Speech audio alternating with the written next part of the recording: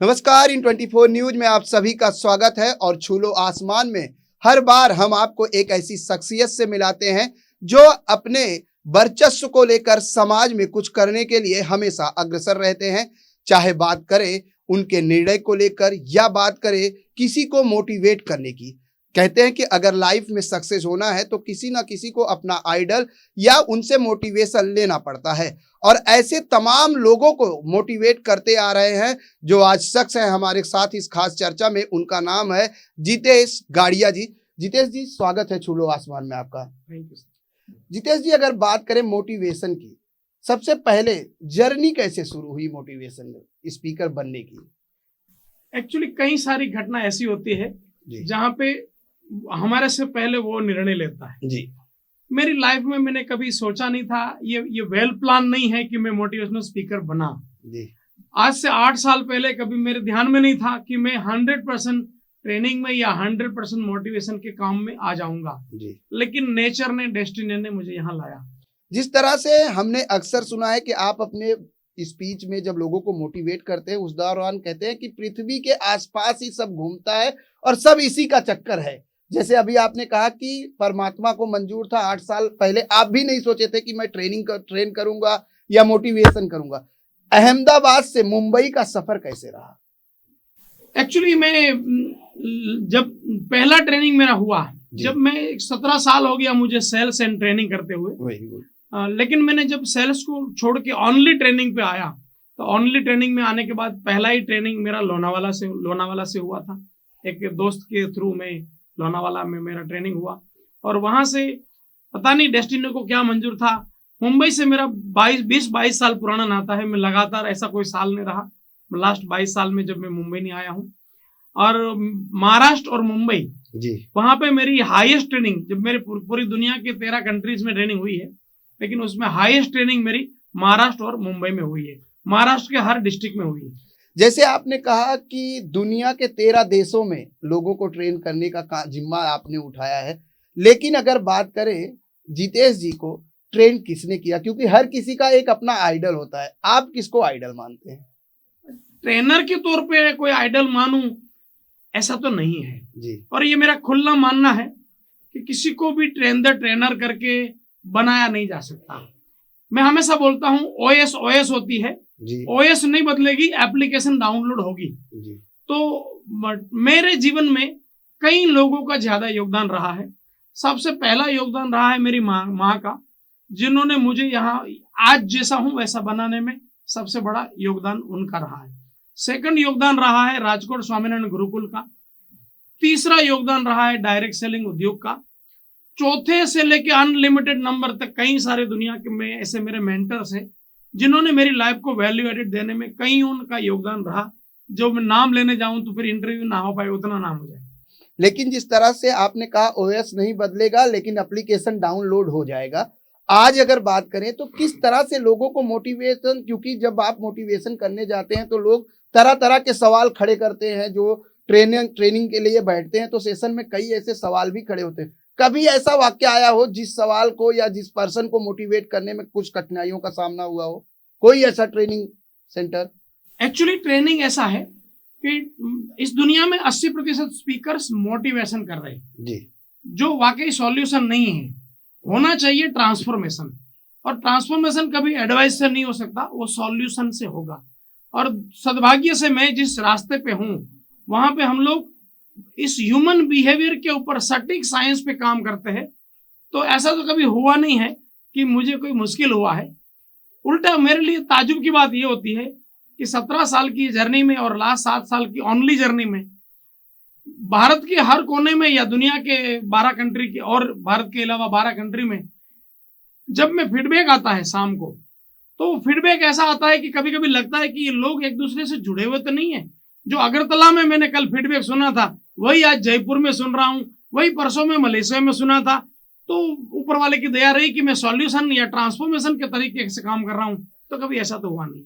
अगर बात करें तो मोटिवेशन स्पीकर, जैसे आपने बोला कि पहले मैं भी नहीं सोचा था 8 साल पहले कि मैं मोटिवेशन स्पीकर बनूंगा, लोग मुझे सुनेंगे। और जब आज ट्रेनिंग देते हैं और लोग सुनते हैं और उसके बाद उस पर सवाल जवाब और जब तालियां गूंजती हैं तो कैसा प्रतीक होता है? ये मेरा फेवरेट लाइन है। मैं हमेशा बोलता हूं कि खुदा मेहरबान तो गधा पहलवान, ये मेरी फेवरेट लाइन है। ऐसा नहीं है कि आपके लिए तालियां बज रही है इसलिए आप में कुछ है, ऐसा नहीं है। या दुनिया में चंद लोगों के लिए तालियां बज रही है तो उसमें कुछ ज्यादा है, नहीं, ऐसा नहीं है। ऐसे अनगिनत लोग हैं जो उनके लिए भी तालियां बजनी चाहिए थी, जो मेरे से या जिसके लिए बज रही है उससे कई गुना बेहतर आज भी है, लेकिन उसके ऊपर उनकी थोड़ी मेहरबानी कम है करके वो तालियां नहीं बज रही है। तो जब भी तालियां बजती है तो मैं तो बोलता हूँ कि तेरे लिए बज रही है, ये तो मेरा गधा इसलिए पहलवान दिख रहा है कि खुदा मेहरबान है। खुदा मेहरबान है तो जरूर, जैसे आपने कहा कि गधा पहलवान खुदा मेहरबान की जो कहावत आप हमेशा बोलते हैं, लेकिन आज अगर ट्रेनिंग की बात करें, एक तरफ तो हम डिजिटल की तरफ आगे बढ़ रहे हैं, ऐसे में मोटिवेशन करना, क्योंकि आज ज्यादातर युवा हमेशा डिजिटल पर रहते हैं, क्या लगता है कि आज का जो मोटिवेशन सेशन होता है वो उतना कारगर हो पाता है युवाओं के लिए? मेरे हिसाब से दुनिया में, खास करके भारत में, दुनिया में तो ऑलरेडी है, भारत में अभी वो समय आया है कि डेली मोटिवेशन से ज्यादा काउंसलिंग की जरूरत पड़ेगी, सॉल्यूशन की जरूरत पड़ेगी, क्योंकि आज का जो समय है वो पैशनलेस होने लगा, पैशंस नहीं है लोगों में, धीरज नहीं है, लोग छोटी छोटी चीजों में उलझ जाते हैं, लोग जो हर चीज को उसको उनके हिसाब से चाहिए जो होगा नहीं कभी, और उसके लिए इसके हिसाब से तो दुनिया में आज सबसे ज्यादा जरूरत है। जिस तरह से सेल की बात करें तो सेल के लिए मोटिवेशन करना कितना डिफिकल्ट है आज के डिजिटल युग में? मैं सेल्स, ये मेरा हमेशा फेवरेट सब्जेक्ट रहा है। मैं खुद ही लगभग 11 साल सेल्स करके आया हूं, और सेल्स ऐसा है कि वहां पे आपको चीजें फेवरेट नहीं मिलेगी, आपको विपरीत चीजें मिलेगी, और जब डेली आप फील्ड में जाते हो, जब चीजें विपरीत मिलेगी तो डेफिनेटली कोई ना कोई वायरस भी आपके अंदर आएगा।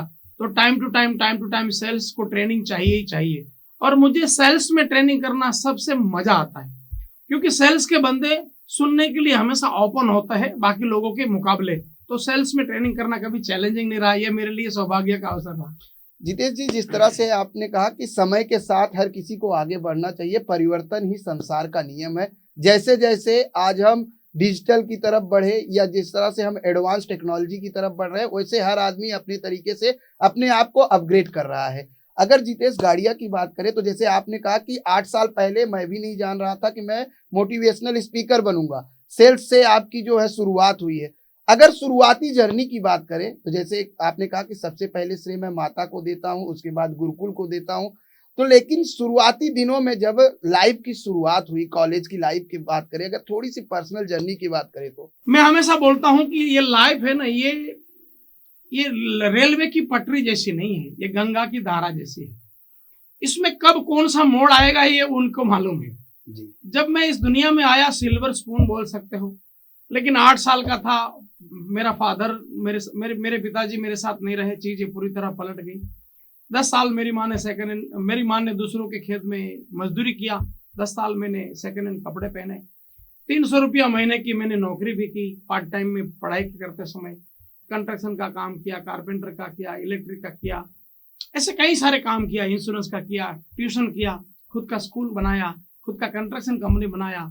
लेकिन जीवन का एक ऐसा मोड़ वापस भी देखा जो रोड पे आ गया, और वापस एक नई शुरुआत की सेल्स के तौर पे, सेल्स से ट्रेनिंग में आया। जब मैं पढ़ाई करता था मैं कभी सेकंड नंबर नहीं लिया, तो उस जमाने में लोग बोलते थे डॉक्टर इंजीनियर बनेगा, लेकिन नहीं बना। तो बहुत सारी जर्नी ऐसी होती है। मैं हमेशा मानता हूं कि जीवन गंगा की धारा की तरह, कब पड़ाव कहाँ जाएगा मालूम नहीं है, बस मुझे इतना मालूम है कि आपको एंजॉय करना आना चाहिए। हर पड़ाव को आप एंजॉय करना सीख जाएंगे, उनकी योजना में आप अपने आप को शामिल कर लेंगे। इसका मतलब ये नहीं है कि आप भाग्य के भरोसे बैठ जाए, इसका मतलब मैंने इसको एक अलग मंत्र दिया है।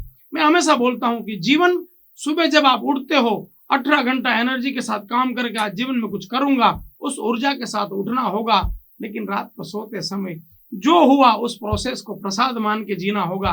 तब ये मैच होगा कर्म और भाग्य का, और तब आपने उनके हवाले अपने आप को सौंपा है, और अगर सौंप दिया है तो वो जरूर बड़ा कुछ बनाएगा। जितेश जी ने बहुत बड़ी बात कही है, जीवन गंगा की धारा है, कब कहाँ मुड़ जाए ये कहा नहीं जा सकता, लेकिन जब आप सुबह उठते हो तो सबसे पहले आप ये निश्चित करें कि आज दिन में आपको 18 घंटा काम करना है और कुछ न कुछ हासिल करना है, तब जाकर संघर्ष और भाग्य की जो लड़ाई होती है उसके बाद जो परिणाम आता है तो आपके जीवन को सफल बनाने की एक सीढ़ी आप आगे चढ़ते हैं। लेकिन जिस तरह से बात की जाए, आपने कहा स्कूल बनाया, सेकेंड हैंड कपड़े, काफी संघर्ष भरी लाइफ जो है आपने बताया। लेकिन अगर बात करें तो मोटिवेशन के अलावा जितेश जी को सबसे ज्यादा क्या पसंद है?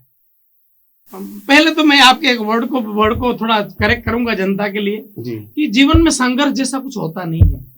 जीवन इस दुनिया में संघर्ष नहीं है, तो फिर आपको जो संघर्ष लगता है ना वो एक्चुअली प्रोसेस है। अब किसको कैसा बनाना है तो उसके लिए जरूरी प्रोसेस तो लगेगा। अब आम को मीठा करना है तो क्या करना पड़ेगा, उसको थोड़ा धूप देना पड़ेगा। अब आप अगर आम को धूप में तपना इसको संघर्ष बनेंगे तो फिर आम मीठा कैसे होगा, दूसरा कोई प्रोसेस होगा क्या? तो जिसके साथ भी जो भी हो रहा है ना वो संघर्ष नहीं है, वो प्रोसेस है। आज जब मैं अपने आप को देखता हूं तो आज का जितेश गढ़िया को बनाने के लिए 9 साल की उम्र में बाप के जाने से लेकर आज तक का प्रोसेस जरूरी था, वरना ऐसा आइटम बनता नहीं था। तो जीवन में संघर्ष जैसा कुछ है नहीं। अब आपका सवाल का जवाब कि भाई मोटिवेशन के अलावा भी आपको क्या पसंद है? एक्चुअली मेरे जीवन का अभी एक ही मकसद है। मैं लास्ट 2-3 साल से मेरे घर से लगभग रिटायर हूं। मेरे बच्चों को मैंने सारी जिम्मेदारियां ट्रांसफर कर दी। मैं ऑफिस से भी लगभग रिटायर जैसा हूं। मेरा एक ही मकसद है अभी रेस्ट ऑफ द लाइफ 12 साल के ऊपर के हर इंसान को मेंटल स्टेट सॉलिड बनाना, कैसे अपने आप को रिसोर्सफुल रखना, कैसे हर मोमेंट पे सही प्रतिभाव दे पाना, इसके लिए एबल होना। एडवाइस देना एक बात है और किसी को सक्षम बनाना ये दूसरी बात है। मेरे जीवन का ये एकमात्र मकसद है। अब तक अगर बात करें मोटिवेशन सेशन की, अगर बात करें ट्रेनिंग की बात करें, तो कितने ऐसे सक्सेस जो है आपके सामने उदाहरण के तौर पर आए हैं जो आपके द्वारा मोटिवेट करके आज वो एक अच्छे मुकाम को हासिल कर चुके हैं? कोई ऐसा एक शख्स जो सबसे ज्यादा जो है जितेश गढ़िया को याद हो? देखो 2 बातें हैं। पहली बात तो जितेश गढ़िया उतना सक्षम कभी नहीं हो सकता कि किसी की जीवन को पलटी कर दे। ऐसा कोई ट्रेनिंग कर सकता है तो फिर ये धोखा है, ऐसा हो नहीं सकता। जैसे मैंने कहा हर ओएस होता है, तो इस मेरी दुनिया में 25,000 से ज्यादा ट्रेनिंग सेशन हुए होंगे लगे मेरी जर्नी में। तो उसमें कई सारे लोग इस जर्नी से पास हुए होंगे, लेकिन उसमें कईयों को एप्लीकेशन डाउनलोड करने में मेरा योगदान जरूर हो सकता है, लेकिन ओएस तो उनका था। अगर ओएस न होता तो जितेश गढ़िया का बाप की भी ताकत नहीं थी किसी को कुछ बदल सकना।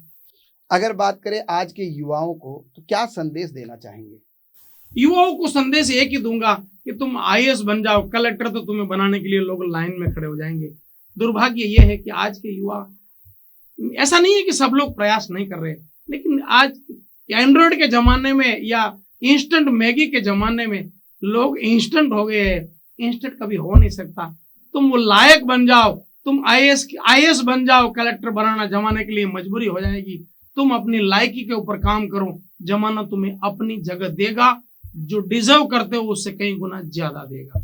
मंजिल तय करो, शायद रास्ते अपने आप बनते जाएंगे, लेकिन सबसे बड़ी है कि आपकी इच्छा शक्ति होनी चाहिए। आप पहले खुद को अपने आप को प्रिपेयर करो कि मुझे ये करना है। ऐसे में अगर बात करें जितेश गढ़िया की, तो जितेश गढ़िया लगातार युवाओं को उन तमाम युवाओं को ट्रेन करते हैं। कभी ऐसा कोई बंदा मिला जो ट्रेनिंग के बाद ये कहा हो कि सर मैं हमेशा कोशिश करता हूँ फिर भी मैं विफल हो जाता हूँ, उसको क्या संदेश देंगे? कई बार ऐसा है कि लोगों के अंदर इच्छा शक्ति होती है, मंजिल पाने की भी कोशिश करते हैं, लेकिन वो थक हार के फिर पीछे आ जाते हैं। कई लोग ऐसे मिलते हैं, और इस दुनिया में जो सफल लोग हैं ना, उसमें और सफल नहीं हुए उसमें अंतर क्या है? यही तो अंतर है कि एक बार और, उसके अलावा कोई अंतर नहीं है। जो भी सफल दिख रहे हैं उसने एक बार और प्रयास किया, और जो सफल नहीं हुए उसने एक बार और प्रयास करने से मना कर दिया। इससे ज्यादा कोई डिफरेंस नहीं है। ऐसा कभी नहीं हो सकता कि बार बार प्रयास करने से आपको सफलता मिल ही जाएगी। कभी कभी आपका प्रयास एक और प्रयास मांगता है। तो मैं हमेशा लोगों को बोलता हूं कि सर मैंने बहुत प्रयास किया, हो नहीं रहा हूं। मैं बोलता हूं एक बार और। बोला सर कई बार कर चुका हूं ये मेरी फेवरेट लाइन है। मैं बोलता हूं एक बार और बस। और याद रखिएगा, दुनिया में असफलता जैसा कुछ है ही नहीं।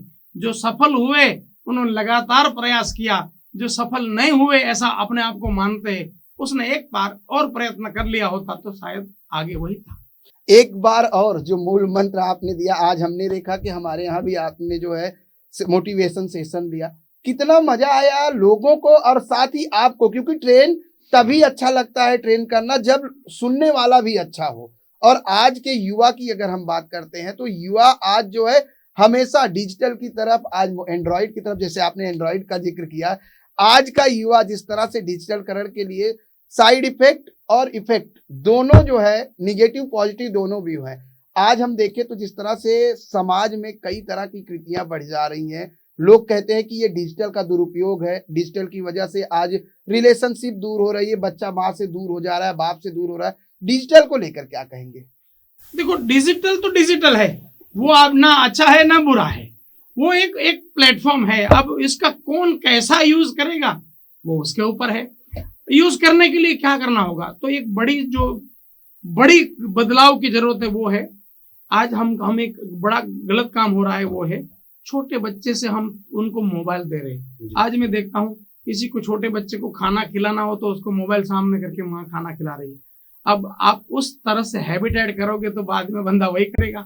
तो ऐसा नहीं हो सकता कि आप समझा के मोबाइल बंद कर सको, ऐसा नहीं हो सकता आप जबरदस्ती बंद कर सकते हो। आप मोबाइल का केवल रिप्लेस कर सकते हो। आप मोबाइल नहीं, दुनिया की कोई भी चीजों को रिप्लेस कर सकते हो। और रिप्लेस करने के लिए अमेरिकन लड़के की चाकू वाली स्टोरी मेरे यूट्यूब प्लेटफॉर्म पे ऑलरेडी पड़ी है। रिप्लेस कैसे होता है, इस दुनिया में किसी भी इंसान का कोई भी नेगेटिव बिहेवियर को पॉजिटिव कैसे बनाना और अपने आप ऑटोमेटेड कैसे करना, उसके लिए मेरे चाकू वाले वीडियो मेरे यूट्यूब चैनल में पूरा वहां दिया हुआ है 2 घंटे का, उसको जरूर सुनना चाहिए। चलते चलते हर किसी का एक मूल मंत्र होता है, जितेश गढ़िया का क्या मूल मंत्र है? मेरा एक ही मूल मंत्र, मेरे जीवन का मंत्र एक ही है, आप पूरे जिंदगी 12 साल के ऊपर के हर इंसान को रिसोर्सफुल बनाने में चला जाए। धन्यवाद हमसे बात करने के लिए। जितेश गढ़िया जी ने बताया कि किस तरह से जीवन को संघर्ष मत बनाइए, उसको एक प्रोसेस की तरह लीजिए और वही प्रोसेस आपको सक्सेस और मोटिवेट करता जाएगा ताकि आप अपनी मंजिल की तरफ आगे बढ़ते जाएंगे। आज के इस खास पेशकश में बस इतना ही। अगले पेशकश में मिलेंगे किसी अन्य मेहमान के साथ जो पूरी तरीके से आपको फिर से मोटिवेट करता रहेगा और आपको अपने जीवन में अग्रसर बनाने में पूरा सहयोग करता रहेगा। मुझे यानी प्रदीप शर्मा को दीजिए इजाजत। नमस्कार।